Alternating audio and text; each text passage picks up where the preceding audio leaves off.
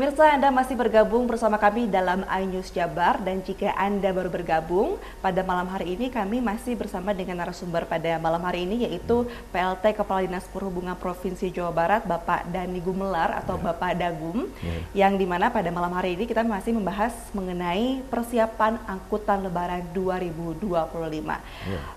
Pak Dagum, tadi kita sebelumnya membahas secara umum ya Pak ya, kemudian juga kesiapan. Tadi juga sempat membahas mengenai fasilitas begitu ya untuk transportasi umum seperti terminal, stasiun, bahkan bandara. Nah, kalau kesiapan dari armadanya nih Pak, seperti bus, kemudian juga kereta api, dan kesiapan dari armada transportasi umum lah Pak untuk di Jawa Barat sendiri seperti apa?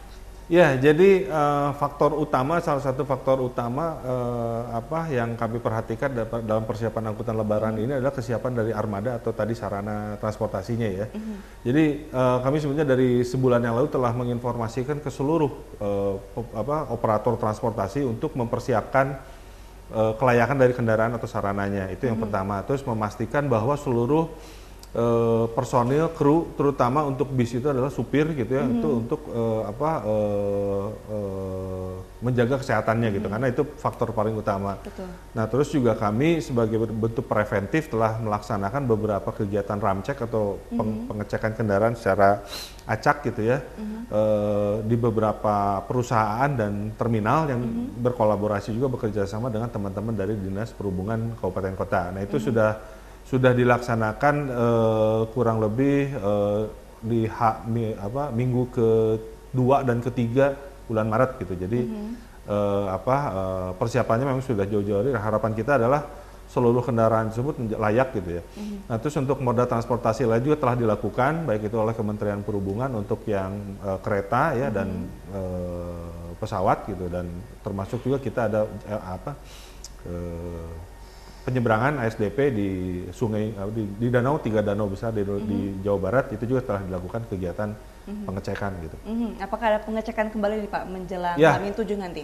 Ada kemungkinan besar ada. Nanti mungkin selain pengecekan nanti di terminal, yang sudah pasti itu di terminal, ada juga nanti beberapa tempat apalagi nanti menjelang ini ya, sesudah Lebaran itu kan banyak aktivitas masyarakat ke tempat wisata tuh. Betul. Nah, nanti kemungkinan besar juga akan ada pengecekan di tempat-tempat wisata gitu. Oke, paket lengkap ya Pak ya. Betul. Apalagi pasca Lebaran juga orang liburan ya Pak. Betul. Untuk liburan. Kita pantau juga berarti ya Pak ya. Untuk semuanya aman dan juga tenang pastinya momen libur Lebaran ini. Oke. Kalau untuk mengenai kebijakan nih Pak, apakah ada kebijakan khusus yang diterapkan begitu untuk menjamin kelancaran arus lalu lintas di Jawa Barat sendiri Pak? Ya, jadi telah terbit saat ini surat keputusan Menteri ya, keputusan Menteri terkait dengan pengaturan lalu lintas di selama masa angkutan Lebaran gitu ya.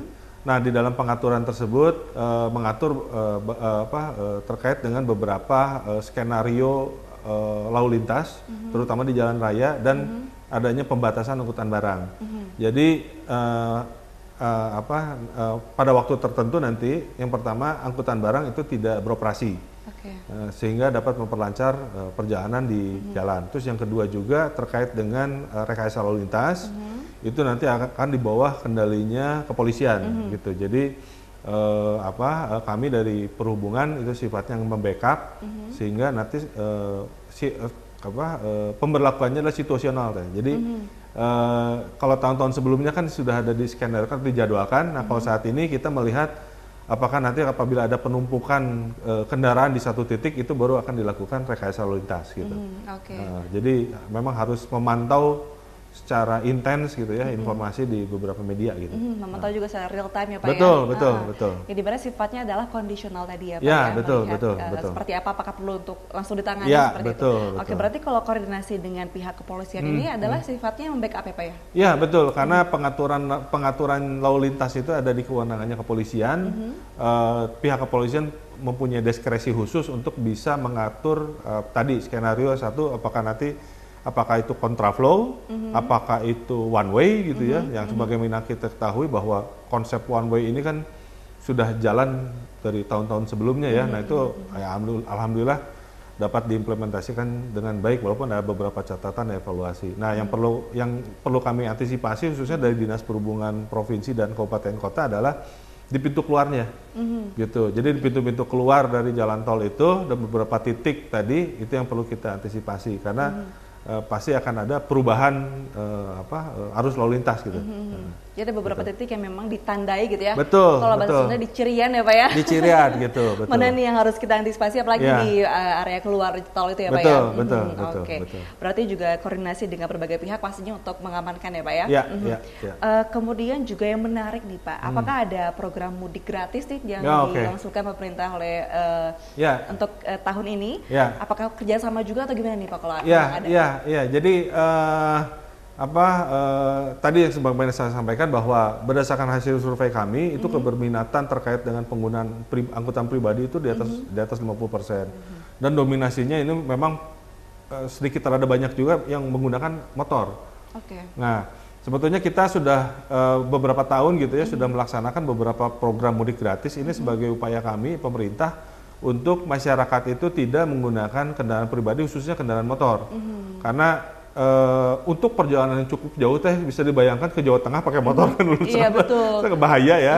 Nah, makanya kami menyediakan beberapa fasilitas termasuk mudik gratis. Nah, salah satu yang unik yang kami tawarkan di dalam program mudik gratis ini kita tidak menggunakan kendaraan sewa, tapi membelikan tiket yang akan digunakan oleh masyarakat. Jadi kendaraannya kendaraan reguler yang ada di terminal.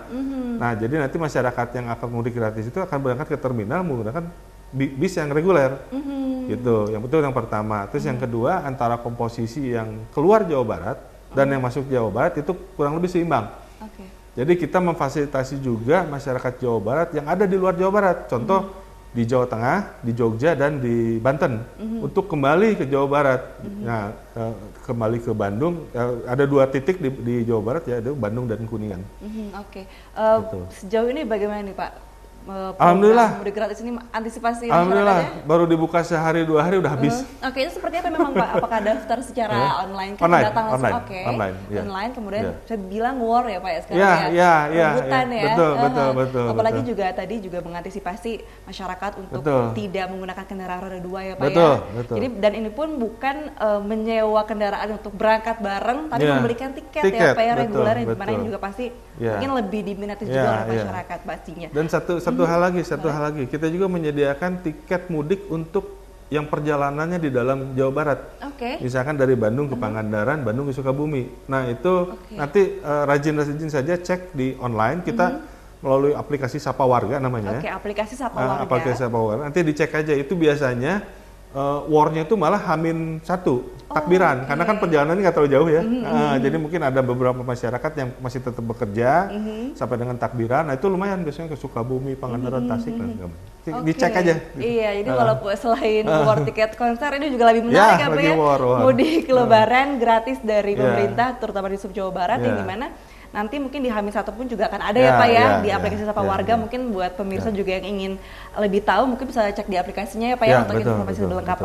Dan saya juga pengen tahu nih Pak mengenai upaya-upaya untuk mengurangi kepadatan lalu lintas, tapi kita akan bahas usai jeda ya Pak ya. Pemirsa jangan kemana-mana karena usai jeda kami masih akan kembali membahas mengenai persiapan mudik Lebaran 2025. Tetaplah di iNews Jabar.